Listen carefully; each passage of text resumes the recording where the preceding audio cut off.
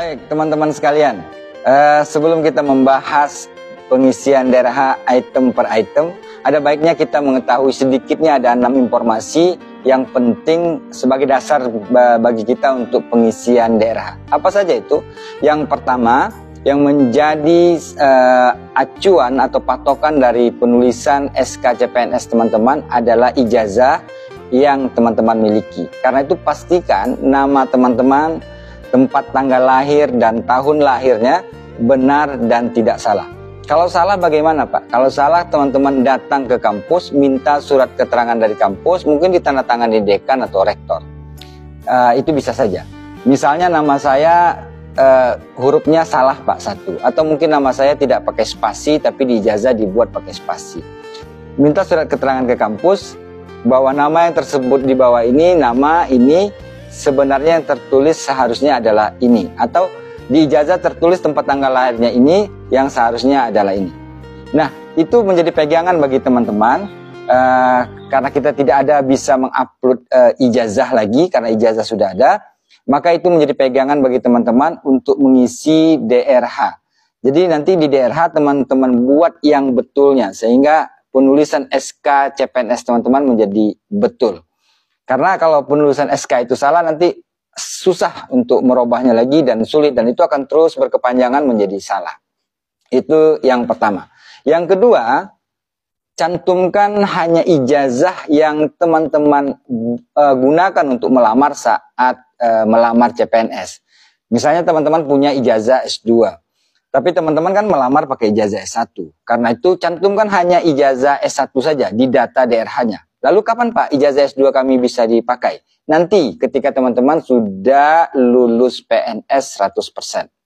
Atau mungkin teman-teman punya ijazah S2, S1-nya 2 misalnya. Ada satu pendidikan, yang satu mungkin ekonomi misalnya. Nah teman-teman melamar pakai ijazah pendidikan. Sudah cukup cantumkan di DRH-nya ijazah pendidikan saja. Karena itu yang teman-teman gunakan untuk melamar CPNS.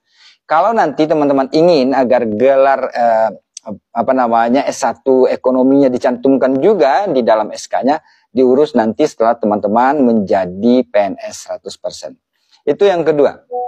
Yang ketiga, kalau teman-teman mengundurkan diri pada saat pengisian DRH ini, maka teman-teman tidak dikenakan hukuman. Jadi silakan kalau misalnya sudah positif, sudah yakin betul karena sesuatu dan lain hal, lantas memilih untuk mengundurkan diri. Tapi saran saya coba ditimbang-timbang lagi, karena persoalan hari ini atau bulan ini bisa jadi selesai 2 bulan atau 3 bulan ke depan. Sementara yang teman-teman dapatkan dari CPNS ini adalah seumur hidup teman-teman.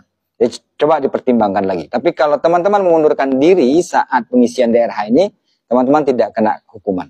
Itu yang ketiga. Yang keempat, ketika teman-teman mengundurkan diri saat SK CPNS sudah teman-teman terima, maka teman-teman mendapatkan hukuman, ya ini 2 periode penganggaran CPNS tidak bisa teman-teman ikuti. Pemahamannya seperti apa? Misalnya tahun 2025 ada penerimaan CPNS, dihitung 1, teman-teman tidak bisa ikut. 2026 tidak ada, berarti belum dihitung.